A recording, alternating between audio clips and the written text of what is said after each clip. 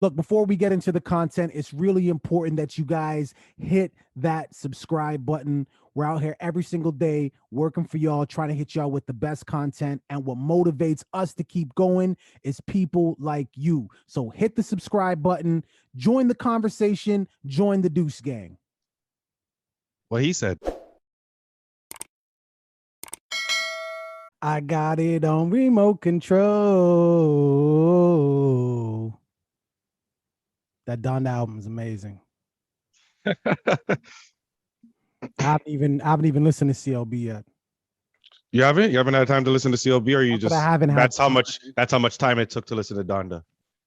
How much time it took? I'm not even done listening to it yet. I know. That's what I mean, because it's long. It has nothing to do with it being long. It could be 13 songs. It is long, but I, unlike most of you silly fuckheads out there, actually take the time and listen to an album before I talk about it. I'm literally listening to the thing probably like 10, 15 times. I ride to it. I drive to it. I shower to it. I sleep to it. I clean to it. I sit down and I'm like this to it. I listen to it.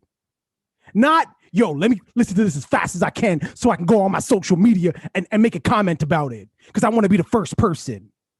I actually listen to it. So I probably will. No, that's how it goes nowadays. That's why most people, I'm not saying yours, that's why most people's opinions on art should come with a fucking disclaimer. Listen to it once as fast as I could so I could be the first person to comment on it. Opinions may vary later on in the year because you're going to listen to it again, nigga.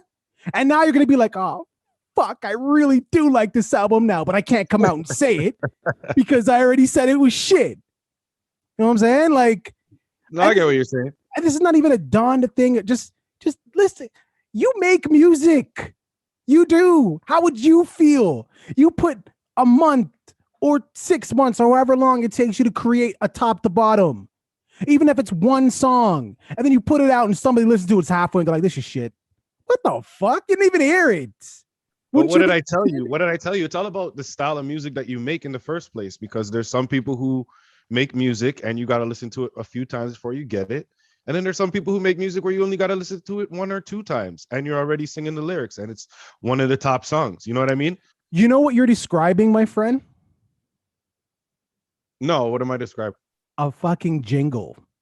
That's the whole point of a jingle. When somebody creates a commercial or an ad for a cereal, a Pop-Tart, running shoes, they want the car insurance. They want the ad to be super catchy. You hear it once, stuck in your head.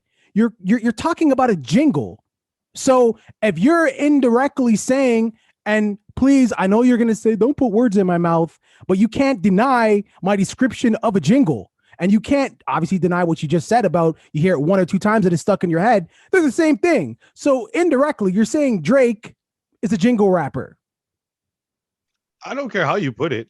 I don't care how you want to put it. I'm not going to deny that a jingle is that's what a jingle does. But Drake has bars, but he also knows how to create music that mixes the bars with some songs that are just made just to catch on quickly. It's not like he doesn't have tracks on there where he's spitting lyrics.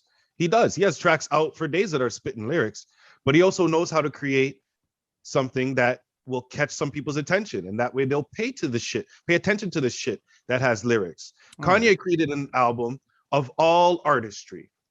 Nothing really catchy. No captions I can use for Instagram. There's no memes that I can create off of these lyrics. And unfortunately, in 2021, that's the world that we live in, where we may not be out there doing that. But guess what? There's 13, 14, 15, 16 upwards year olds who that's what they look for when a Drake album drops. They want the quotables. All right. You know what I mean? Fair enough. So Drake is William Mattar. It's your money. Get it when you want it. Anyways, however you want, man. You making hits. So Drake decided to, I guess, assist in the hit making because Kanye attempted to put a hit out on Drake lyrically with the assistance of Andre 3000. Andre 3K the homie. And they, Andre naturally, of course, put out a statement. My guy, do you have the statement handy? Would you like to read that? I got it for you, man. This track, for those who haven't heard it, if you haven't, is called "Life of the Party," and this was actually debuted by Drake on his OVO night podcast or night owl, whatever it's called, podcast that he has. And he was the one that put this out there, which is amazing and hilarious. I don't know how he got it, but Kanye, you got to check your camp. When it was revealed that three Stacks was on the track, a lot of people were saying, oh, snap. Okay. 3 Stacks doesn't like Drake either. Oh man, that's a problem. You know what I mean? 3 Stacks decided to hop in the car when Kanye was doing the 187. Right? You got to expect it. 3 Stacks sent him the screenshot of Drake's address. But anyway, he put out a statement and to clarify exactly what happens. And it goes something like this. A few weeks ago, Kanye reached out to me about being a part of the Donda album. I was inspired by his idea to make a musical tribute to his mom. It felt appropriate to me to support the Donda concept by referencing my own mother, who passed away in 2013. We both share that loss. I thought it was a beautiful choice to make a clean album, but unfortunately, I didn't know that was the plan before I wrote and recorded my verse. It was clear to me that an edited, clean format of the verse would not work without having the raw original also available. So sadly, I had to be omitted from the original album release.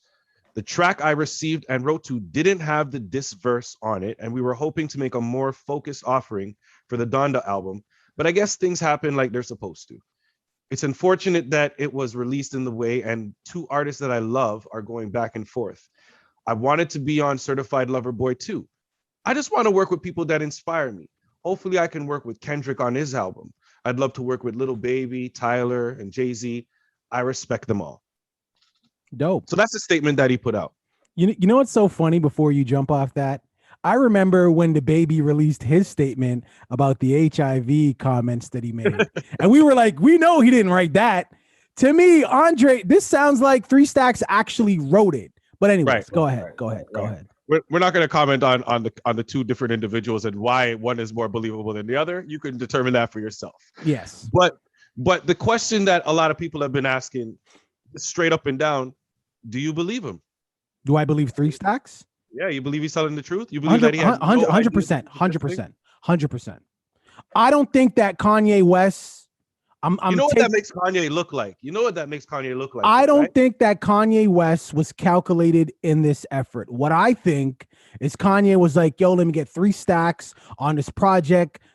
True hip hop heads would love to, hear a verse from this guy. Boom. He sends him the beat. Beats fire. 3 Stacks did what he did. He got it back. In the mix of 3 Stacks working on his shit and then him getting it back, Drake is doing what he does, making Kanye West look crazy out here. He's like, all right, cool.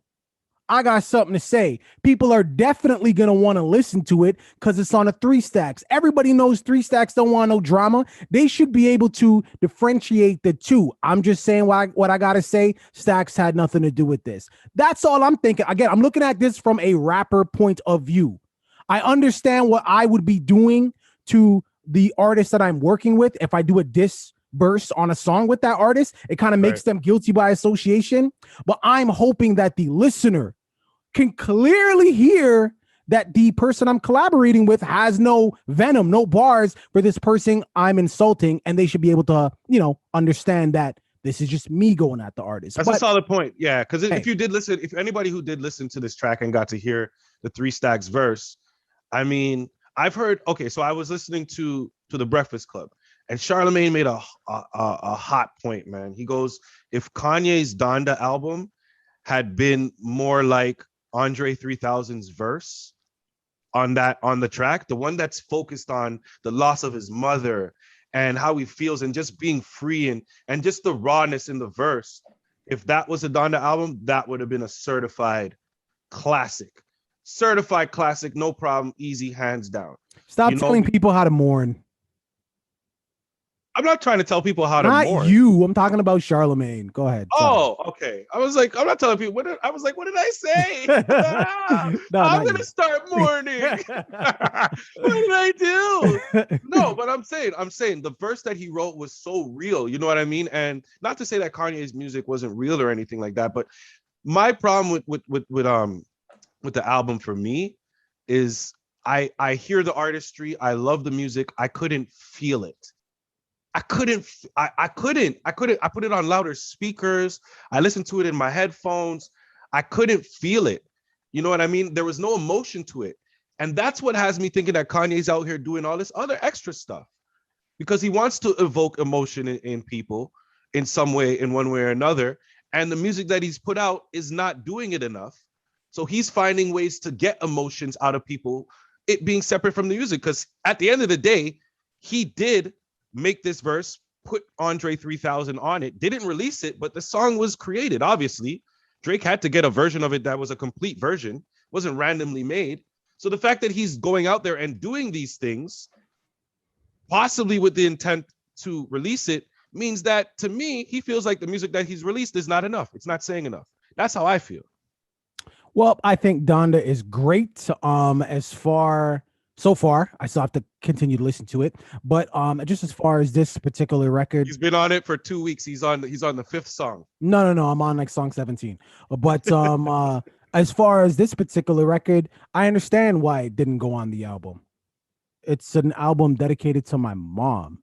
This is but like, Andre why am I 3000's verse fit. Yeah, Andre but verse, Kanye, so why not just add on to that? Because this is what I'm trying to say. When people get, this is why I'm not in Kanye's brain, but this is why this is why I think what I said. This is why I think that was the order of things that it happened in, because he moved on emotion.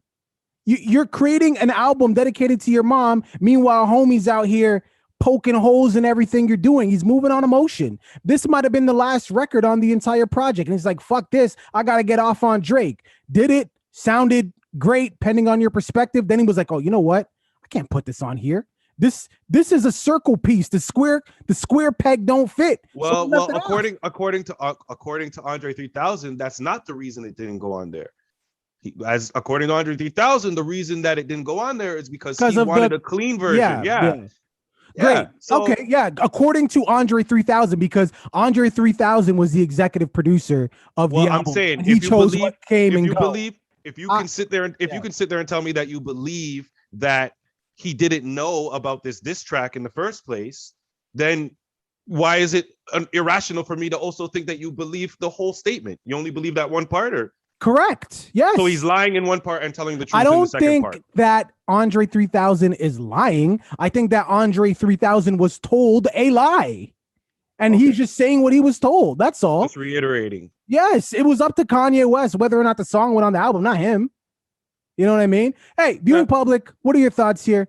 I mean, honestly, do you think that this would have made a difference on the album if the Donda album sounded like the Andre 3000 verse, which is the craziest thing that I've ever heard a media personality say? Charlemagne, whatever. Right. Would that made a huge difference? I'm still working on the album. Leave it in the comments. Let me know what your thoughts are. Deuces. Buddy. I mean, yeah. What's up, man? So I got to ask you this question. I know that you've been dying to go to the U.S. You want to get me into Florida, but I feel like you want to get to Florida so you can make a sharp detour over to Texas, because you got a little ting down there and there's a situation. You are reaching so hard. There's a situation that you need to take care of. You are reaching Can we speak? Can we speak to that? We can definitely speak to the situation that's going on in Texas right now. I don't know what other situation you're talking about. You should write books. He knows. Fantasy novels. You should write fantasy novels, because I'm ludicrous with hoes in different area codes in your book. I like your book. I'm not mad at it. I'm not mad at it. It's just fantasy at this point. I wish it was real. But let me tell you something that is real. That's been going on, in case anybody doesn't know. So in Texas, we spoke on it. Link to the video, please. Can you point to that? Thank you very much. Texas has made it illegal for women to get abortions after 6 weeks. Some women don't find out until they're 2 months. Too late. Gotta have it. Doesn't matter what you want. We had a separate discussion. You can go talk to that. Let's move on to the repercussions and the consequences of this decisions from Texas. So Lyft and Uber have come out and made a statement on behalf of the drivers, because of course abortions are legal. But what about the people that drive the people to the clinics to get these abortions? Are drivers now responsible to have to ask people where they're going in order to protect their own safety? You understand what I'm saying? Right. So Lyft and Uber have come out and they've made a statement pretty much saying, listen, we are going to cover 100% of the legal fees for any driver sued under the law while driving on their platforms. They are calling this Texas law an attack on women's rights to choose. Duh. Lyft also said it would donate $1 million to Planned Parenthood. Slap in the face. We want to be clear. Drivers are never responsible for monitoring where their riders go or why. Imagine being a driver and not knowing if you are breaking the law by giving somebody a ride, Lyft said in a statement. Similarly, riders need to have to justify or even share where they are going and why. Imagine being a pregnant woman trying to get a healthcare appointment and not knowing if your driver will cancel on you for fear of breaking the law. This was a statement made by the Uber CEO, Dara K. Dara, you are a G. All right? Straight Bars. up G. Bars. Because you see what I'm saying? Like, Texas lawmakers are trying to put a little stranglehold on the game because they think there won't be no pushback. These are just people trying to make a living.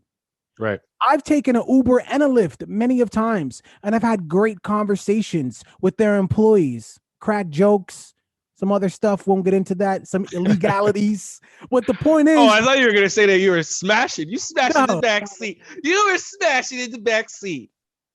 But the point is, you could smash your wife in the back seat of a car. I don't know what that means. I don't know why you showed me your ring finger. I thought you were. Anyways, the point is, no.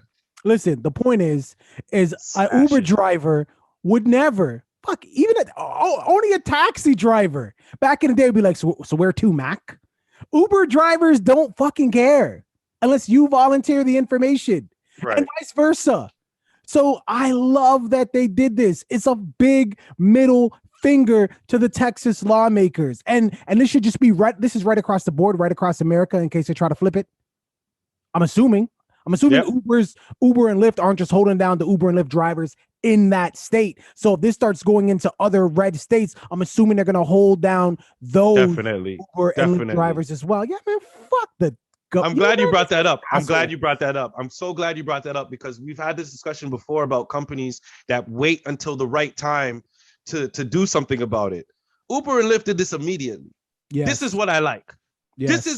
Remember we were talking about the BLM shit and I told you all the companies jumped in on the fucking middle, want to donate now, put $100 million, HBC. Yeah, well, bleep that, okay? This is the type of shit that I'm so glad they did this to prove my point.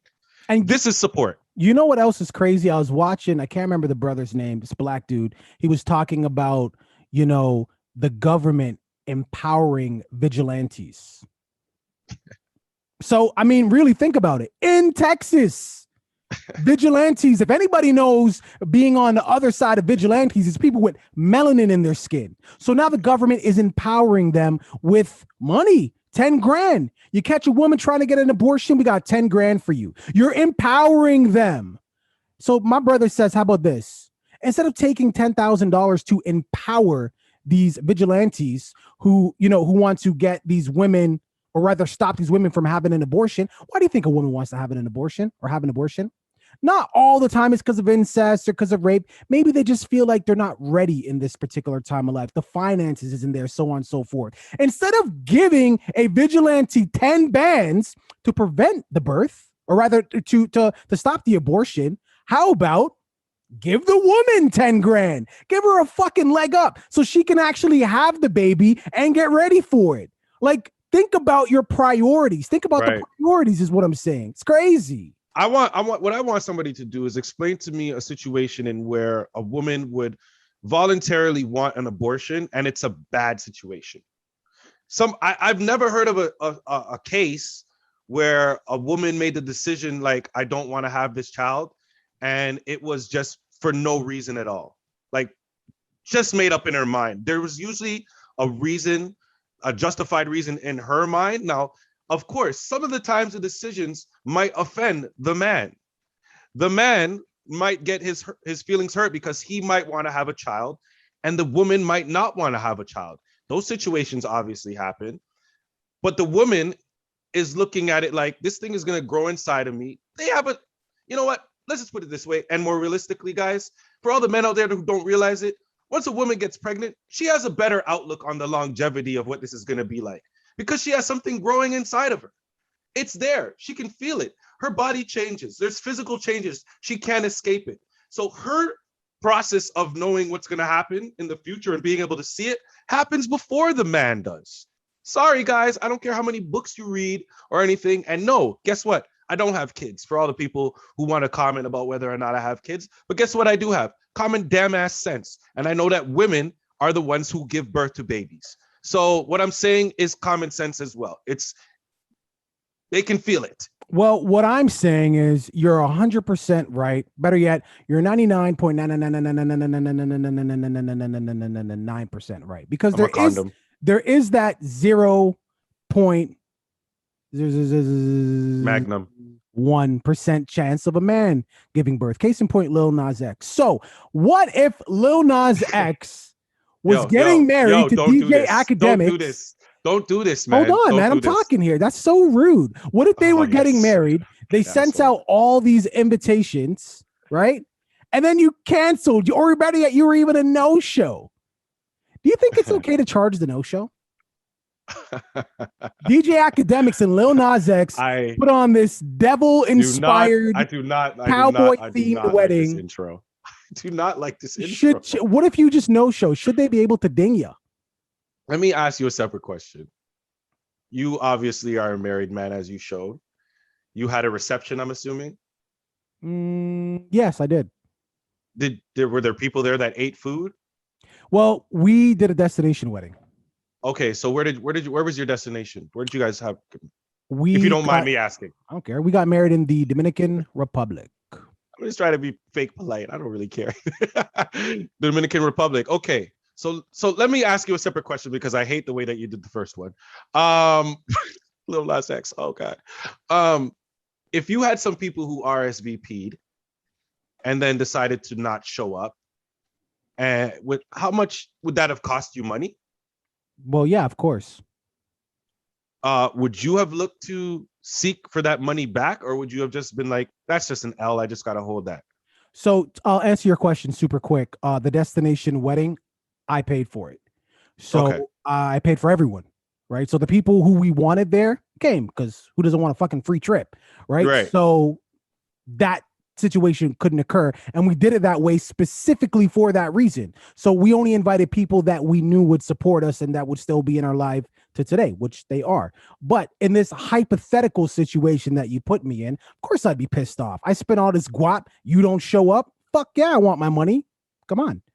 Well, I mean, people are torn. There's a real life situation now. Let's take the hypothetical. Let's bring it to the real life situation. So, of course, in Chicago, there was a couple now who sent invoices to guests who were no-shows at their wedding, no-call, no-shows. And these invoices were for $240 for failing to show up to the reception in Jamaica. So also a destination wedding. There was a photo that was put on Twitter, and this photo of this invoice has gone viral, has gone big time for those who haven't heard it, because, well, people are kind of mixed. To counter your argument, people are saying, if you can't afford to pay for the wedding, and everything that you cost, then maybe you shouldn't have had such a big wedding. Maybe you should have had a smaller wedding, and that way people not showing up wouldn't have cost you as much. I don't know how I feel about that as an answer. I personally have never been married. I don't know what the wedding is like. I tend to lean more towards the side of, if you tell me you're going to be somewhere and you don't show up, because these people that they got invoiced were people, let me be clear, who said they were going to come and then just didn't show up. RSVP'd. Right. So did all the steps to say, yo, I'm gonna be there. So these people in their minds accounted for that extra cost. Like that cost was added once the person RSVP'd, not before. And then you decided just to not, you didn't call, there was no messages sent, you just didn't show up. Absolutely, you're getting charged by me. Nigga, I'm sending you to collections. What? 100% you're gonna get charged by me because I wasn't paying that money till you told me you're gonna be there. I don't understand how anybody could be on the other side of this and think that there's something wrong with them and be like, yo, if you can't afford it, they could afford it. That's why they said they was coming. That's what it's. They had the money. You cost them more. Yeah, and if shit happens, because shit happens, pick up the phone. Blase, XYZ. All right, cool. I'm going to eat that. You know what I mean? But you can't just no show. I can't be there on my fucking wedding day and after groomsman isn't there. The whole floor is supposed to be full of people. Beautiful food, mangoes, curry chicken, all this is laid out. Hey. You understand what I'm saying? Hey. That doesn't ride in my book. 100% invoice them, interest and all that. Like I said, I've never been married, but I've been to weddings.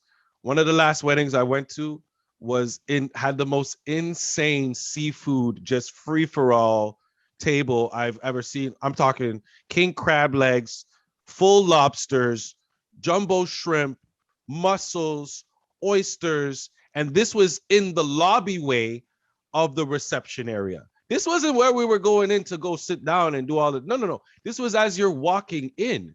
So people are just walking by this because that's not even the real food that was being served. I could only imagine if somebody was to tell me that they're going to be there and I put all that money into that and then you decide just to not show up. So hold on. One thing, the Simmons family said that there was one person, for anybody who has this argument, they contacted one of the people 4 times. We asked, are you available to come? Can you make it? And they kept saying, yes, Simmons told the Post, and that's the Insider Post. We had to pay in advance for Jamaica. This was a destination wedding, as most people do have to pay in advance. So, 4 times. And just really quickly to bring that to a close, when people talk about, oh, why you spend so much money on your wedding? Listen, man, when people are having a wedding and when they spend so much money, it's so that you have a good time. The fucking guests, they're spending so much guap for you. Yeah. For you. Of course, the groom and the bride, they want to have a good time. They want to have a great party within their budget. But they want to have a great party because they want you to be there and they want you to have a good time. We could play some music on a speaker and play a Spotify playlist. You guys could have cheese on crackers. And we could be inside of my old high school gymnasium with lawn chairs set up if I wanted to. Yeah, so you can't pull that shit. We're trying to make sure you have a good time at our wedding. Viewing public, what are your thoughts? As a matter of fact, fuck your thoughts unless you agree with us. I'm joking, but not really. Leave it in the comments. Don't forget to like and subscribe. Let's get this nigga married. Deuces. Okay. Okay. Yo, thanks for watching that video, making it all the way to the end. You made it this far, you have to like. Please subscribe and comment on the video as well. Join the conversation. Absolutely. We finally hit our goal of 500 subscribers. Yes, we are trying to get to 1,000. And we can only do that with your help. You can start by watching that next video. You see that tiny little icon? Click on that icon, rinse and repeat. Deuces. Deuce.